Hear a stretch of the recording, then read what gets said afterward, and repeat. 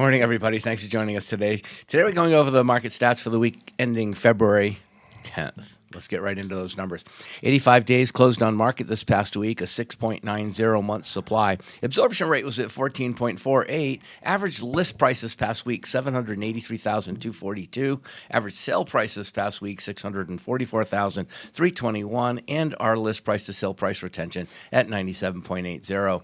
Looking at active inventory, got a little boost in the arm, 23,589. Pending is at 3959, and closed units month to date, obviously it's only the 9th, 1,025.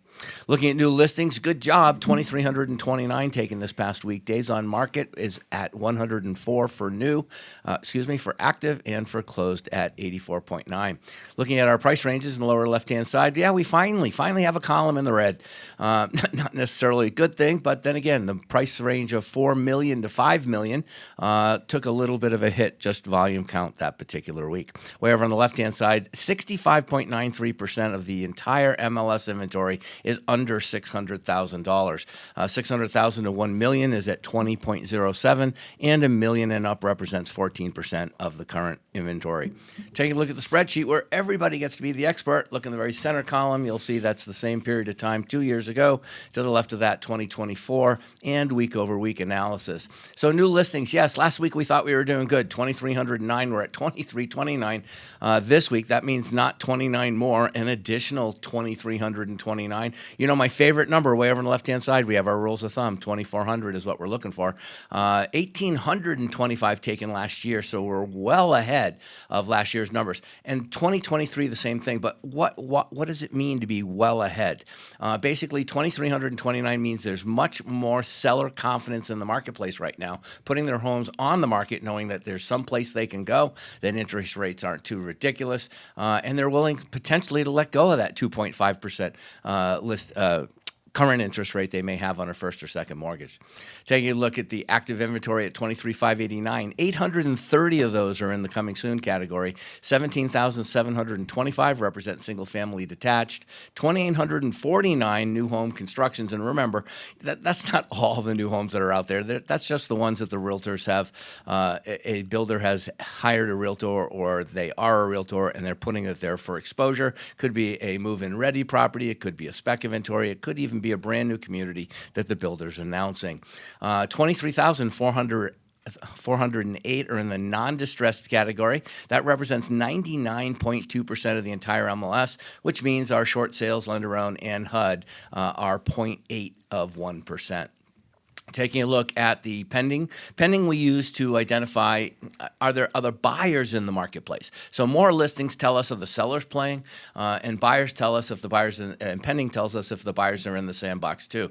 So 3,959 this past week, 3,700 the week before. So again, this is any point in time. This number isn't 3,900 more. It's just take a point in time of the month, how many people are in escrow, and this is, of course, the meeting of the minds between the seller and the buyer. Well, the nice thing about that is that means that it's significantly more. Look at last year, 3,946. So we're on pace to what we were doing in January last year as it relates to the number of buyers potentially in the marketplace. Well, when you have an increased number of buyers and you have, and inventory, and yet you have only closing a few units, it does affect our month's supply. We'll see that in just a second.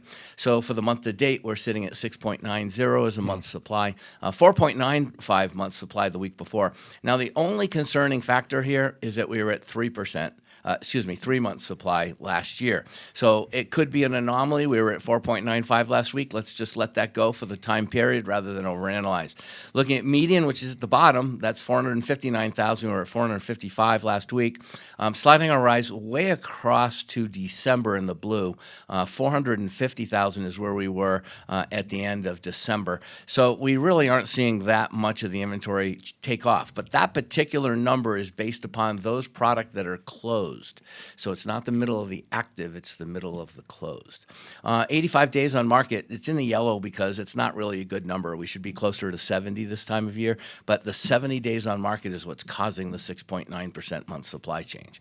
Taking a list price to sale price retention, again, the difference between what the list price was at the time the seller accepted the offer, so the difference between the list price and the sale price at that point in time, 97.8. What's that number way over on the left-hand side in the rules of thumb? Oh, 97.8. Well, we hover around that number, 96.9 last year, the same time.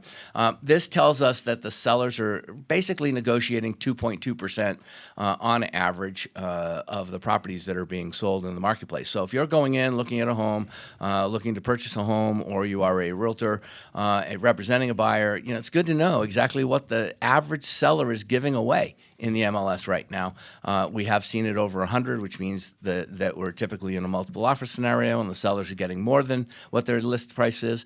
But 97.8 is the historical average all the way back to 1998. So it's good to know that there's some stability in the marketplace. So that's what we got right now. We'll see what the numbers are. Oh, month-end numbers for the Greater Phoenix market should be out at the end of the day today. Check your closed Facebook group. All right, appreciate it as always.